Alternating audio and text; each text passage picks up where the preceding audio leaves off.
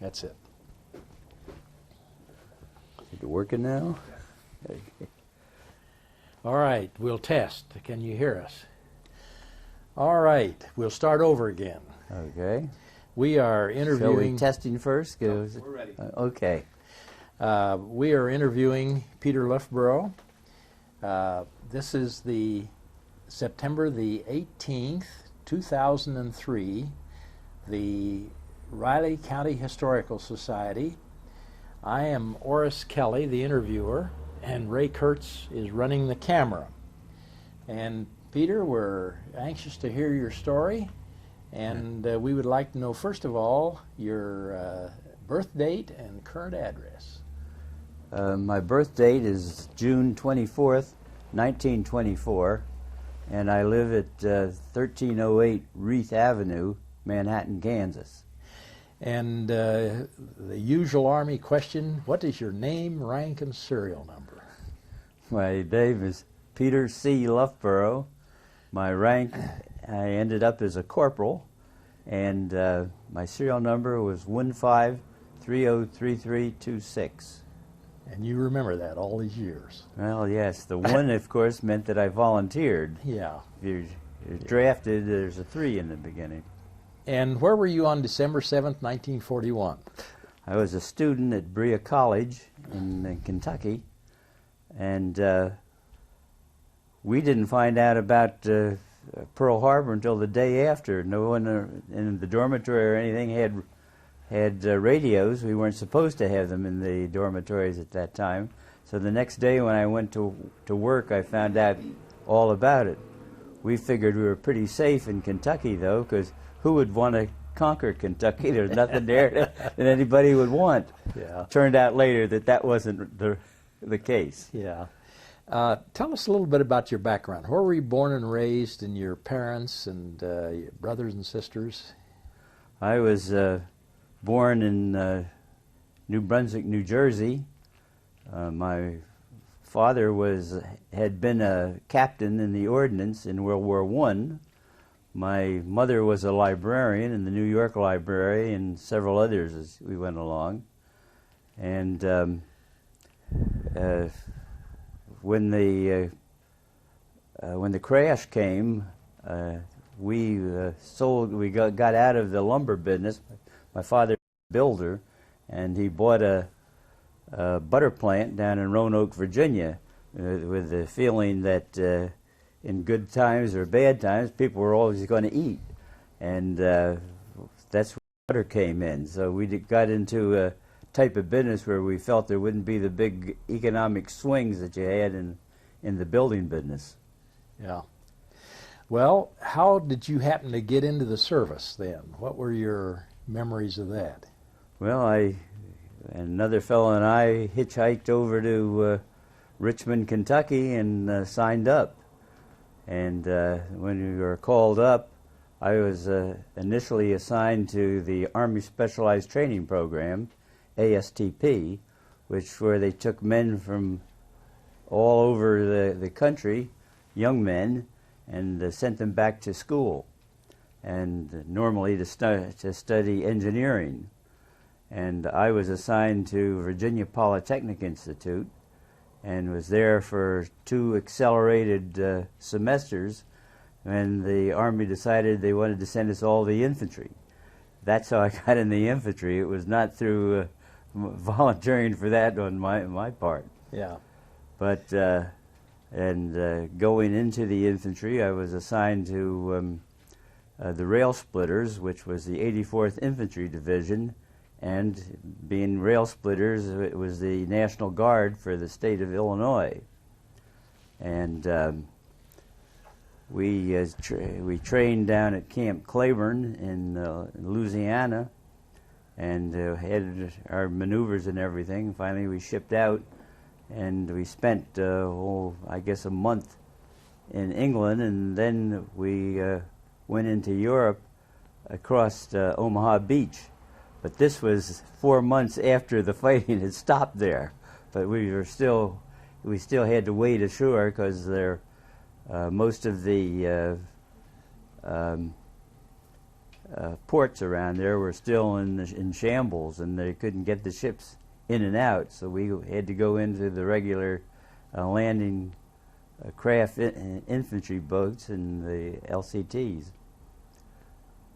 Did you come across by ship then to England, or? We came across by ship, and ours was the Thomas H. Barry, which was the sister ship for the Morro Castle, which was a ship that burned off the Jersey coast, and my grandmother had a hotel in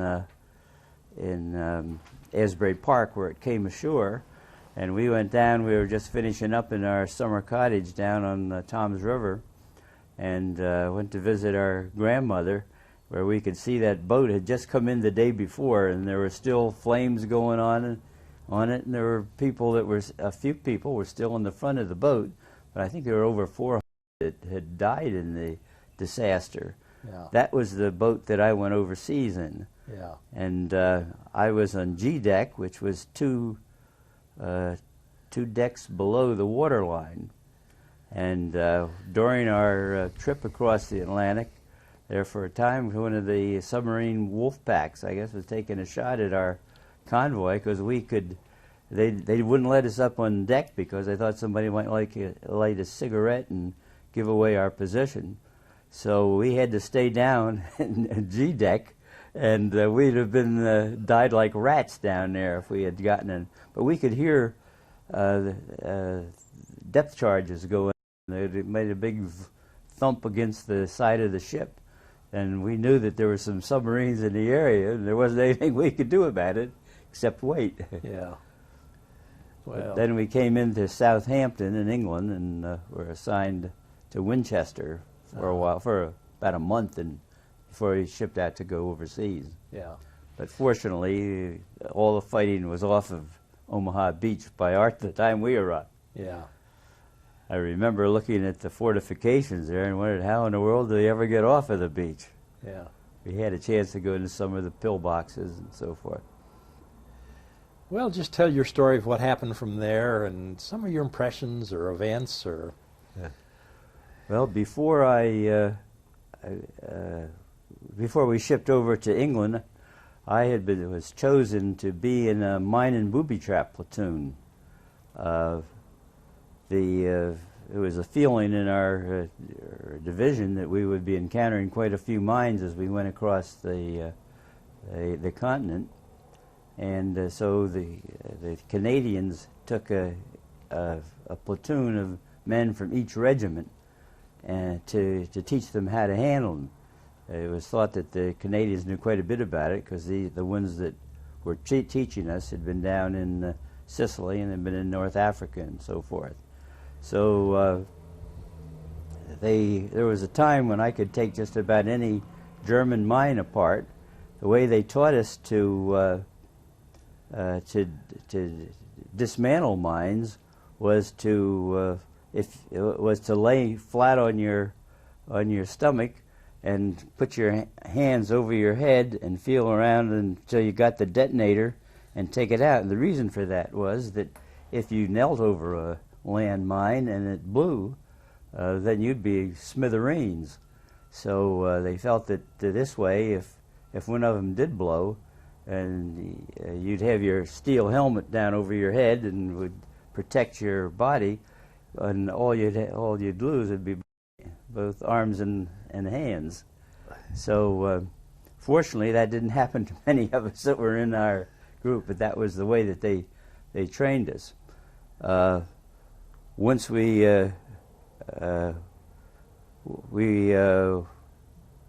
went across France in 2.5-ton trucks, and started our battle experience started in the Siegfried Line north of Aachen. And so what would happen quite frequently, more frequently than we would have liked to have it, was that they would have you would pick up mines after dark, because that way you wouldn't be a good target for the enemy. And also, you would hope that it would be a real rainy and dismal night when enemy patrols wouldn't be out there. So we would go out, and sometimes you couldn't walk across with the mine detector. Normally you'd have to kind of crawl aside and probe the ground with your bayonet to find out where they were. Then we'd pick them up and form a corridor across the minefield there, and put down tracing tapes, white tracing tapes on both sides, so the infantry afterwards would know where to go through without blowing themselves up. And I would be as a machine gunner in my rifle company for quite a while, and then every now and then they would pull us out to do some of this mine and booby trap work. Mm-hmm. I remember the first time that we were called to do that. My machine gun squad had a farewell party for me because they told me that they'd never see me again. And consequently, we had a big blow out and everything. But they were correct. I never did see him again. And the reason for it was that about 2 weeks after I left, one of our tanks ran over their foxhole. It was kind of a muddy, rainy time, and the foxhole caved in on them, and both of them were killed or injured. So they thought I was on a suicide mission, but it turned out that they were the ones that were. Yeah.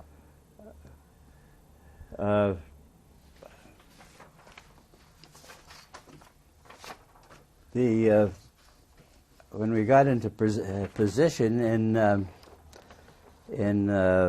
Germany, and we were just over the border of Germany, and this on the edge of the Siegfried line. Can you see that? Great. Yeah. And this is a schematic on the area where my regiment, my battalion actually, was responsible for working.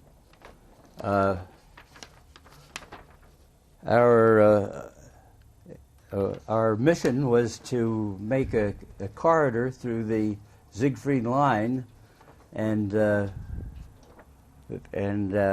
then later on the rest of the troops would be able to come through there. So we had the Siegfried line at that time. I found out later that not a whole lot of people were familiar with what it was, but it was a line of fortifications that ran from the Netherlands right on down to Switzerland. And it was heavily fortified. The Germans had spent years in making it, I'm sure. And it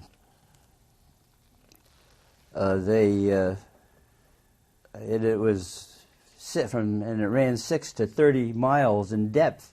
So, and this was all sprinkled through that area with pillboxes. And the pillboxes were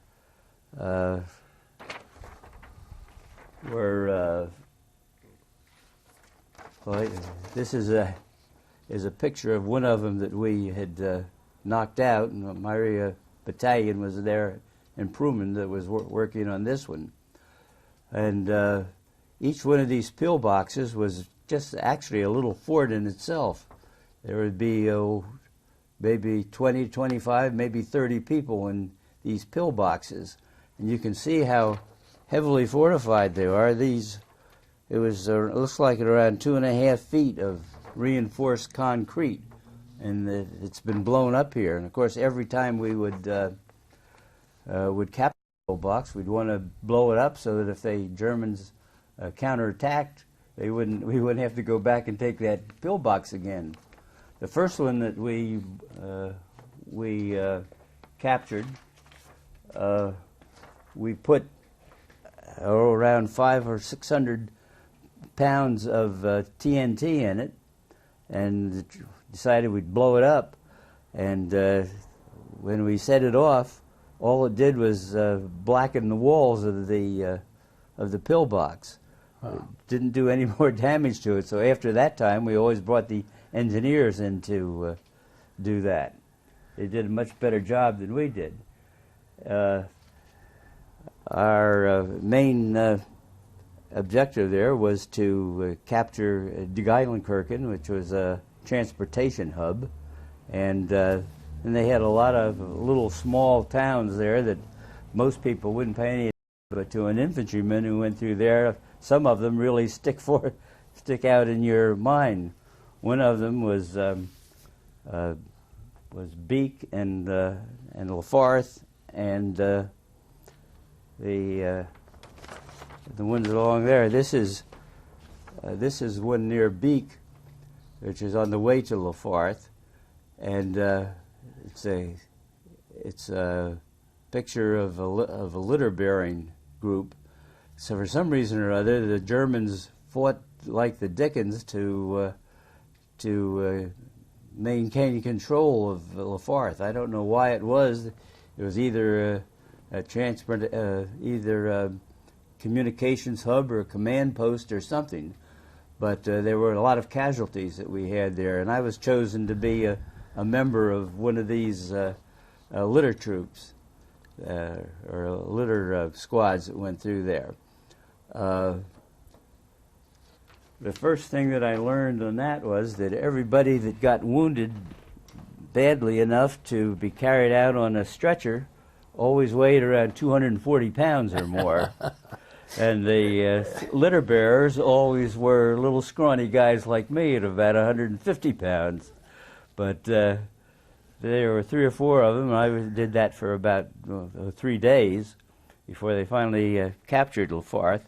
But one of the interesting things there were that they had a city park or village green in the middle of Lafarth, and the Germans were on one side, and in the cellar we were all cellar dwellers, and they were on one side of this park. We were on the other side, and in the middle of it there were 6 goats that had been there, and these goats were there the whole time.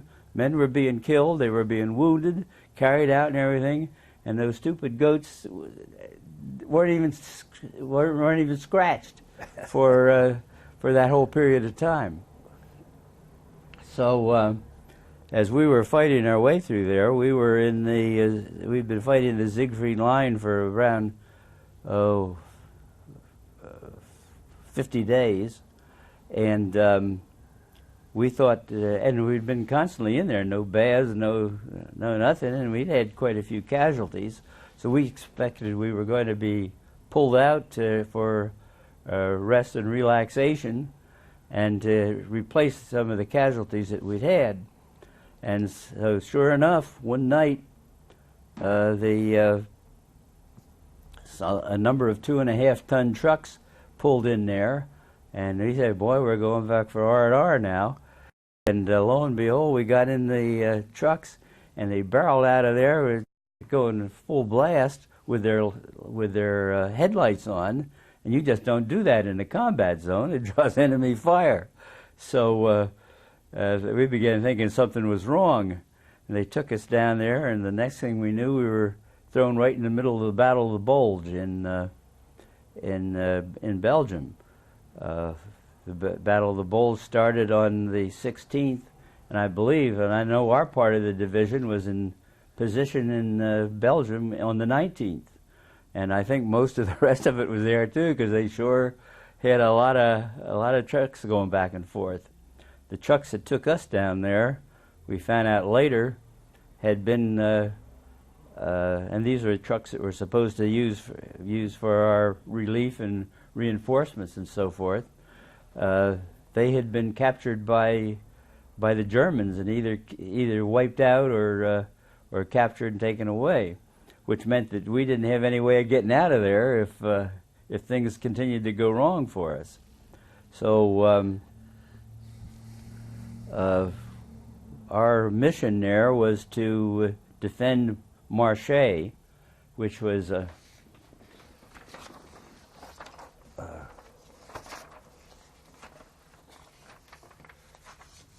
Marseille was a transportation hub.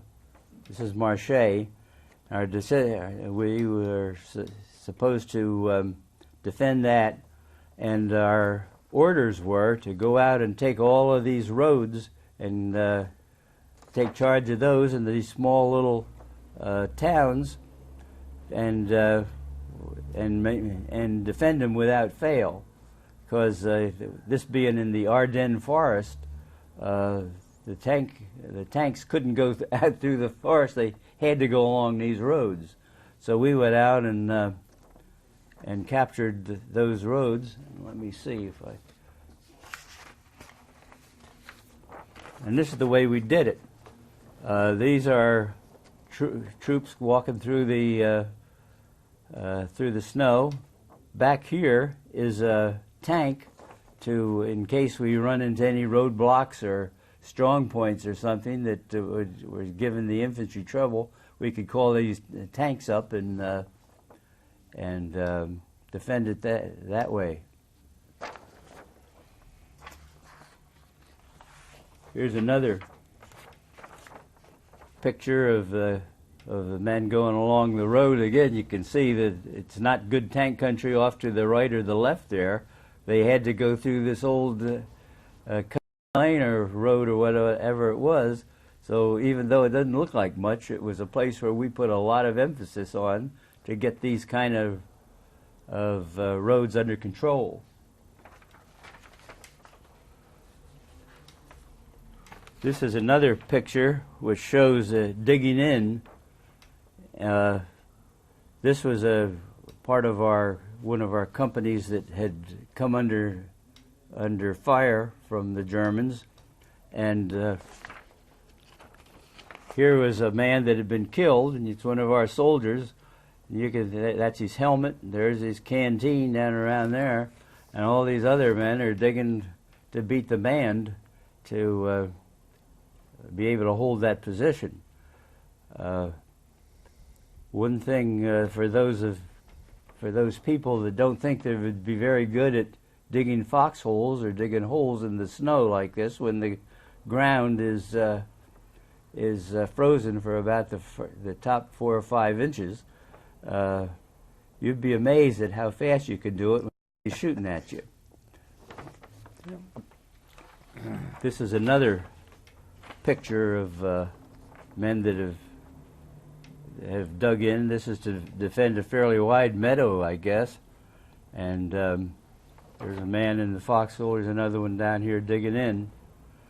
But it was rather cold there, of course. And one of the things that one of the problems we had was that a lot of people were getting frozen feet. And one of the ways we had of fighting that, of combating it, was to dig a 2-man foxhole, and then you'd sit in there facing the other soldier and put your feet in between his legs, and he'd put his feet in between yours, and with the idea that the body heat of each person would help keep the other feet from freezing. And it was darn uncomfortable, but it was one way we found of beating it. Another thing is that when you're in the front lines like that, most of the civilians are already gone, and you could go into some of the houses there, and if they had any wood or something around there, you could use that every now and then. To sitting out in the foxhole in the middle of the winter with snow on the ground and everything, it doesn't. It's very easy to get cold and have your feet freeze and so forth. So that was one way we had of combating it. Of course, when you went back to the mess hall, or not the mess hall, but when you went out to the chaplain, they would give you dry socks, where every meal you could put on a fresh pair of socks. You'd take the old socks that were all wringing wet, and you'd put them in under your long johns, under your armpits, and you'd hope that wouldn't hope it worked. You'd hope your body weight would help dry those socks out, so that when these got wet, you could change them over again. We were assigned, at least my squad was assigned an outpost duty shortly after we moved there, and we were told to hold the town of Hamptow in Germany. It was a little town along the Orth River, and we were sitting out there, and of course, when things are going haywire on the front, you don't hear much from headquarters. They weren't telling us that the 101st Airborne was surrounded, and that the 106th Infantry Division had been pretty much eradicated, and that I think it was the 99th Division had lost a regiment, and our source of information on this was always from stragglers that came back through the lines, and they had some pretty wild and woolly stories to tell. Another thing we learned from them was that there had been 100 American prisoners of war that had been shot in Malmedy, and shot and killed. And Malmedy was just about 30 miles from where we were, which meant that we were probably on their map very quickly and we would be opposing the men that had done that. And so there was 9 of us held a 1,000-yard front for quite a few days. Of course, there wasn't a whole lot of activity there at that time, but finally, what happened was the Germans came around, circled our position, and came in from the back, and we were forced to retreat, and so we retreated to the town of Lafarth. No, wait a minute. This is Hampto, Hampto in Belgium, and Hampto was right next to the Orth River. The Orth River was frozen over, except right in the middle. They were going pretty fast, and you couldn't walk across it. And so what we had to do was to throw our rifle over the fences, and each plot of land, each house had their own fences back there, and we throw our rifle over the fence and roll over the fence, pick up our rifle, and go to the next one, and just kept doing that. And so it was a small town, and when we got to the other side of Lafarth, of Hampto, I stopped to catch my breath and I was talking to another fellow from H Company, which was a heavy weapons company, and I'd never met him before.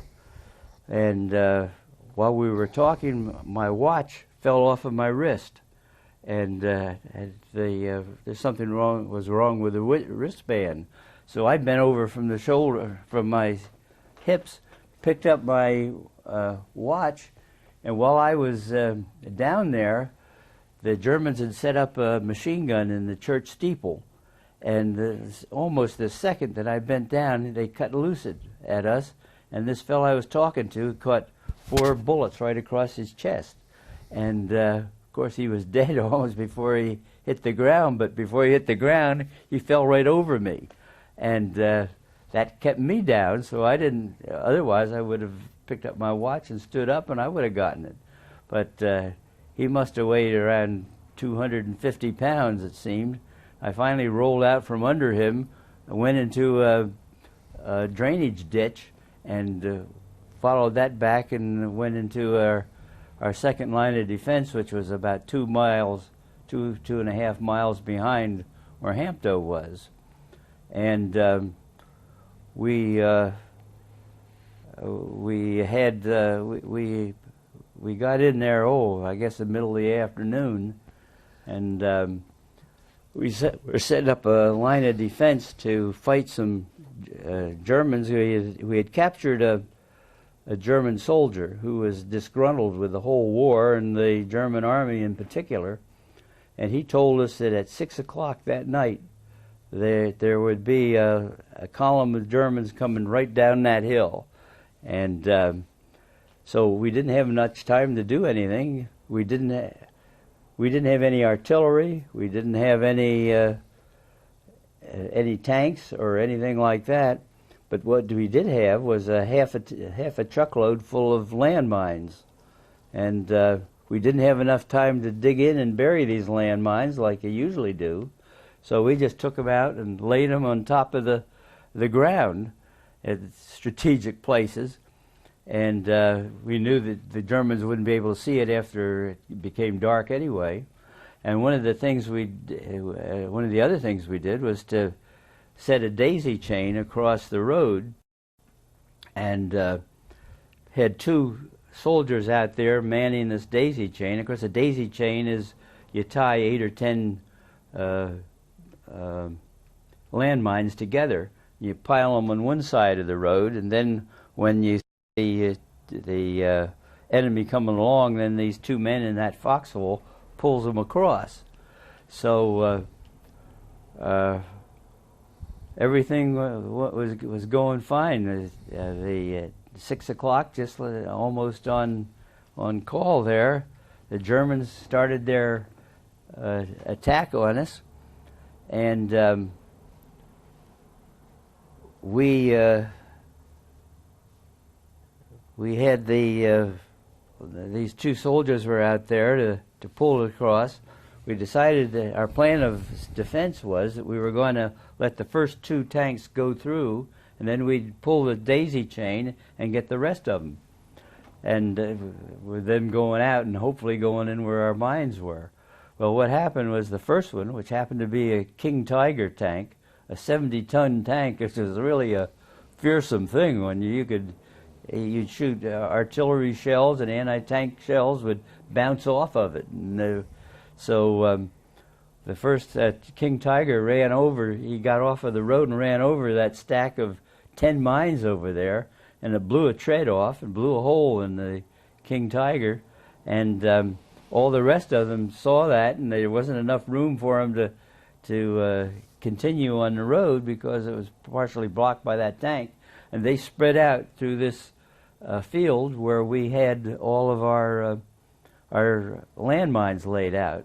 And we could sit there in the dark, we could hear those landmines blowing up as they ran over them. Finally, they left their vehicles and went up into a forest on top of the hill across from where our position was. We lobbed anti-tank shells in there, the high explosive type, and mortar shells that went in there. And of course, you had tree bursts where it would hit the top of the trees and explode, and all that shrapnel would come down on the fellows there who didn't have time to dig any foxholes. And of course, the limbs and everything from the tree would come down on them too. And so we knocked out 17 vehicles and captured 300 soldiers, 300 German soldiers, and we could hear them screaming up there when these tree bursts would come in. So they came in and surrendered, and we as a person. It's the only perfect engagement that I've ever fought in, where we didn't lose anybody and had substantial losses for the opposing troops.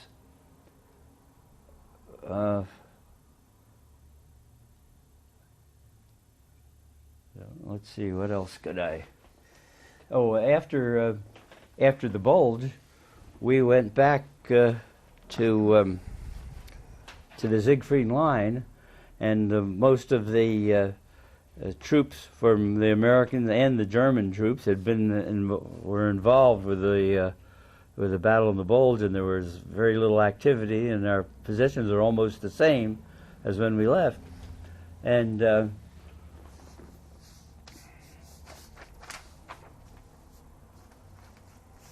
we took up our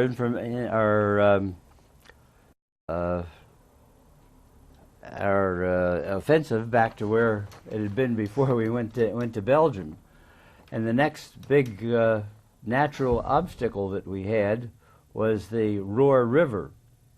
And the Roer River was one that was the last big one we had to go across before getting to the Rhine. And in Hollywood and other places, you see them having these nice big fancy boats with the front that plops out and you go on there almost without getting your feet wet. This is the way we went across the Roar initially. We had to get a toe hold on the other side so the engineers could come in and put a pontoon bridge across. But these assault boats would hold a squad of men. A squad of men at our time was they had the number 1 and the number 2 men were scouts. The 3rd man was a staff sergeant. The 4th was a BAR man, Browning automatic weapon man, and then the next 2 were ammunition carriers, and then the last 6 in the squad were regular riflemen. And we had to cram those 12 men into these little boats here. And it was darn uncomfortable going across, and it was also a little exciting to have people shooting at you while you were doing it too. But we made our bridgehead, and they put the pontoon bridges across, and then we had a clear shot then at Captain Clinic, and a clear shot at the Rhine River. Of course, the Rhine was crossed at other places, not exactly where we were, but we sure had a tough time getting there. Were you a squad leader at this time, Peter? No, I was on detached service most of the time, and I think if I'd stayed if I hadn't been on it that way, I probably would have ended up that or more. And but when you're in detached service, you don't get the chances for anything. No, the company that you're with doesn't know who you are mostly, and we were just a mine and booby trap platoon that went along with them. So at key times and so forth, when that might have happened, I wasn't around. Yeah. So. Well, when you got up, so you were headed for the Rhine then at that point. Yes. And about that time, one thing that happened when we were going along on that, I was on detached service with an anti-tank company, and they had 57 millimeter guns that they used to knock out tanks. And one of the gun crews was caught up in a mortar barrage, and all of them were either killed or wounded. So they needed to have warm bodies to man those guns. And so it just happened that another fellow and I, in the mine platoon, were around there, and they said, you were the ones that are chosen to man the gun. So we went out and sat down, and the gun was on the side of a road, and there was a big mound of dirt in front of it with a lot of grass growing on top of it. And I guess the people who put the gun there thought that was an ideal place to use for camouflage and so forth. But we sat out there for about 2 hours, and finally I looked over at the other fellow and I said, Renfro, do you know how to fire this gun? He said, no, I don't even know how to load it. I said, well, I don't either. So we went around and scampered around and found somebody who could come and tell us about that, how to do it. The one thing they forgot to tell us was how to aim it. And about another day or two, we got in a duel with the German 88s, which they could almost use that as a sniping instrument. They were very accurate and very fast and very, very good gun. And we didn't know where it was. We were firing away at what turned out later to be a machine gun nest, and their first gun came in. Their first gun came in about 20 feet off to the right of our place, and then the next one came in to about 15 feet to the left, and then the next one was about 10 or 15 feet right down right below the gun. And our problem was that every time we would fire that gun, the muzzle blast would set the grass afire in front of the gun. We stood out like a Roman candle. Everybody in both armies knew exactly where we were. We didn't know where anybody was.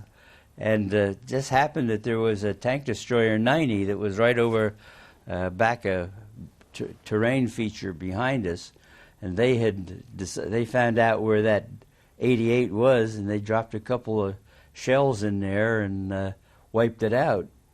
And so I was just about, in another couple of minutes, I think my career as a 57 anti-tank gunner would have been ended if it hadn't been for them. And then you moved from there on into the Rhine then, and well, that's where my division went. Shortly after this fighting with the 57 millimeter gun, I ended up in the hospital in England, and I was there for the next 3 or 4 months. I was there till the end of the war. What did you get hit then, or got blown off my feet? And I didn't get a Purple Heart from it, but they took me away on a stretcher and took me back to England, and that's where they operated on me. What blew you off your feet? It was one of the explosions from one of the guns that they were shooting at us with, from that 88, in fact. Yeah. But 57 anti-tank weapon wouldn't hurt a Tiger tank, would it? Probably? No. Yeah. You could see it hit it, and then it just kind of had to bounce off of it like that. So you were evacuated back. Do you remember the evacuation and how that took place? Well, I was in Liège, Belgium, at a hospital for about a week or so, and that was the time when we began seeing the V-1 rockets go over. And at night, it looked just like an electric light bulb going across the sky. And there was quite a few of them that were going over there. Fortunately, every now and then you'd hear one of them, the motors in it conk out, and then you'd hear a big explosion later. But none of them were close to where we were, and and most of them, I think, went on to England. Then they started using the V-2 rockets, and because we couldn't see those from the ground, and I wasn't there any longer anyway. Then they sent us back to a hospital in Paris, and I was in there a week or 10 days before they got enough to put on a transport to take us back to England. So this would have been about what, February or March of 45? Yes. I think at the end of February, something like that. Yeah, of 45. And I remember they had a lot of German prisoners of war carrying the stretchers up there. But we went out of Le Havre, and Le Havre, when we first came over, of course, was still all in ruins from the Germans when they pulled out. But they apparently had cleaned it out enough to start bringing in some of these troop ships like that. Yeah. Were you evacuated to England or to Le Havre then? Well, I went from Paris? From Paris to Le Havre, and then from Le Havre, there was a medical ship that took us over to England. I was assigned to the 184th General Hospital in Mansfield, England, and lo and behold, one of the women that I met here in town was a nurse in the 184th General, and she was Captain Alberta Anthony. I don't know whether you knew her or not. No. She went to the Congress. Did you know Alberta? She was. I didn't know her there, but I knew some of her friends, and we had a lot of fun talking about things. But she was the kind of a person, and also the girls that worked with her, that they hit people at a real tough time in their life and made them respect life again and want to live. And she was in charge of a lot of therapy. And she helped Bob Dole. Did she? Yes, that's right. I remember that now. Yeah. I didn't know he came through Mansfield, because he was down in Italy when he got hit. But yeah, she had told me that Bob Dole had been one of her patients. Yeah. And then Mansfield, they evacuated you back to the States then, did they? Well, yeah, that's ZI, Zone of Interior. Yeah. No, I was sent to a rehabilitation center down near Birmingham, and Paddington Park was the name of it. I think it was in a private home or something like that. But they had a lot of Quonset huts there, and the soldiers were went there to recover, and a good number of us went back to our units, and I was there I was back in the hospital for a total of 4 months, and then I was sent back to my unit. And while we were there, of course, we were starting to go back on the to go back on the mortar range and the machine gun range, to getting ready to go to Japan. That's what they told us we were doing. And we spent out there quite a bit of time doing a lot of practicing and like that. So we thought that was going to be the next step for us. What were your injuries, Peter? Well, they were mostly internal. They had to place some of the parts back where they belonged and everything, and it wasn't serious or anything. I just was out of commission for a while. Concussion principally was that what was got it. you? Yeah. So when the atomic bombs over in Japan ended World War II, and it probably saved us from a trip of going there. Yeah. And where I was when we heard about it was near. Try to think of the name of the town. It was on the Neckar River, but it was a little small town where we were training to go there. There was dancing in the streets when we heard about it, because it's the first time I've ever done the Gazotsky with a sergeant. But because that ended all chances of our going there, and a lot of people say, "Oh, gee, we never should have done it. It was very cruel and inhuman to do it." But believe me, it was that was exactly what we wanted to hear. Yeah. And we're sure, at least the ones I was with, they were sure that it saved the lives of hundreds of thousands of men. We knew that we had lost 10,000 men the first day in Normandy when the men went ashore, and the Japanese didn't know how to surrender. Nobody taught them. Germans at least would surrender. So we knew if we went ashore on the beaches of Japan that we would be we'd have a pretty tough time of it, and there'd be a lot of lives lost, both Japanese and American. So so you were at Neckar, in the Neckar area, when you were doing your final training, and then when the war was over, when did they ship you back to the Zone of Interior? I was discharged at Fort Monmouth on January 24th. 1946. Yeah. And so it must have been about the month before that, because the 84th Division was a vehicle to take men home after the war was over. Oh. And so you went home with the 84th? Yes. Uh-huh. Yeah, we came back on the George Washington, which was a fairly well-known ship at that time, but I guess it was in its last legs when we went in it. But it tickled me that so many people from Vietnam and the Korean War and everything say, "Gee, we didn't really get much recognition when we came back." We didn't either. We just got off of the boat, went down to Fort Monmouth, and were discharged. Yeah. But And then how'd you get home from Fort Monmouth? At that time, my mother was living in Asbury Park, and it was just Oh, a I short see. distance. Fort Monmouth was our old family farm there, and Oh, really? I still had family in that area.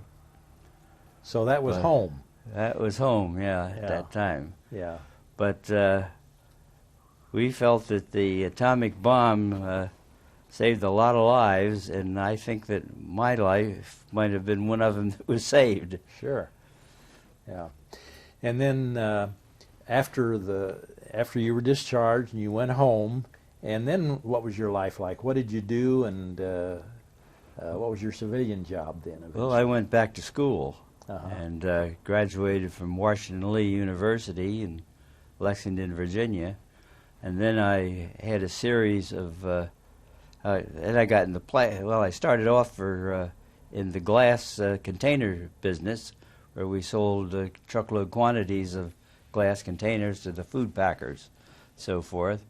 And then I got in the plastics business, and selling plastic resin, which we sold in truckload quantities. And then in each one of these no longer exists. Each one of them were captains in major companies in industry at that time. First of all, one I worked with was Armstrong Cork, which is known mostly for linoleum, but they also made cork stoppers and glass containers and prescription containers and so forth. And the next one was Spencer Chemical, which no longer exists. It was absorbed by Gulf Oil. Then the next one was Celanese. Celanese was bought out by a German company. And the next one was American Cyanamide, and they no longer exist. They became a part of American Home Products, and then Then I worked for American Can. I was in charge of the market development and handling their program with plastic containers. We had 4 plants at that time. So you were marketing, that was more your area. Marketing and sales, yeah. Yeah. Now, of course, American Can doesn't exist either. They're out of business. Yeah. They sold their can plants and their paper mills, and you could make maybe 3 or 4% on that, but if you were in the financial part of it and had money to invest in other things, you might make 10, 15%. So they sold all their plants, and there was about 60,000 of us, I guess, ended up on the streets. Well, some of them went along. They sold these plants to other people that kept some of the people. But what brought you back to Kansas then? Well, when I was with Armstrong Cork, I was in charge of their district office over there.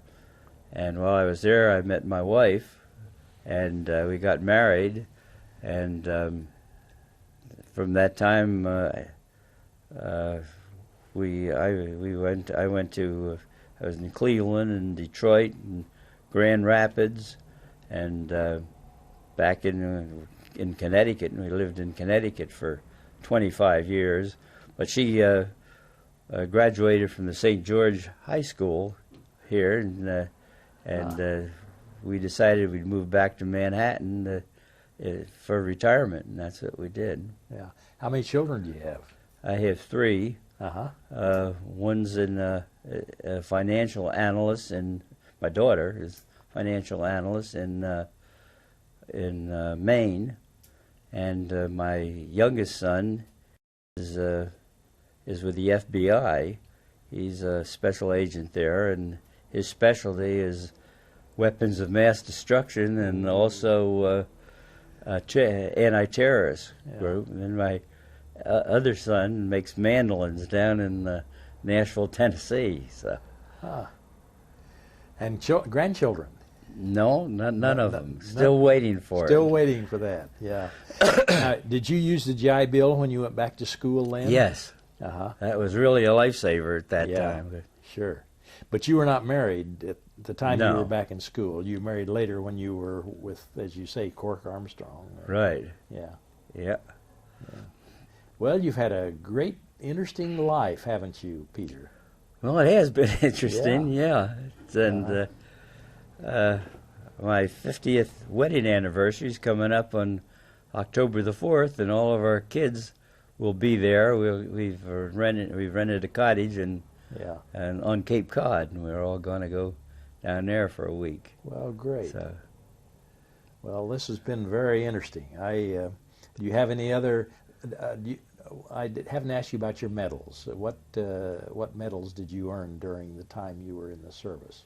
well, just the combat infantry badge and 2 Bronze Stars, but the 1 Bronze Star went along with the combat infantry badge. The one, the other Bronze Star was from the work at Hampton in Belgium. Yeah. What was the citation? Was there? What were you cited for with your Valor Bronze Star? Well, they said heroic achievement, but I don't believe things like that when everybody in the infantry was doing the same things I was. Yeah. And I think to be a hero, you've got to do something heroic. Yeah. And so mine was just the regular thing where we had fought with the Germans at that time. Yeah. Well, that's pretty heroic. That's I know a lot of you don't think of yourself as heroes, but you really were. Yeah. Well, Peter, we really thank you for taking time and coming in and sitting down and telling your story, and it'll be used for historical purposes, I'm sure, someplace along the line. Okay. Well, fair enough. This is the citation. Had you read that? No, I hadn't. You want to just show this from headquarters? You get an idea of what the citation looks like, at least.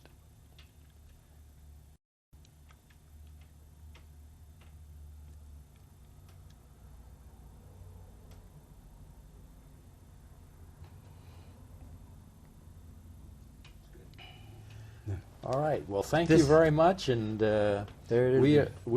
we appreciate your. Read what's on the back. I think Okay. that's kind of interesting. The location of this engagement was at the main crossroad in Hampton, Belgium. Right.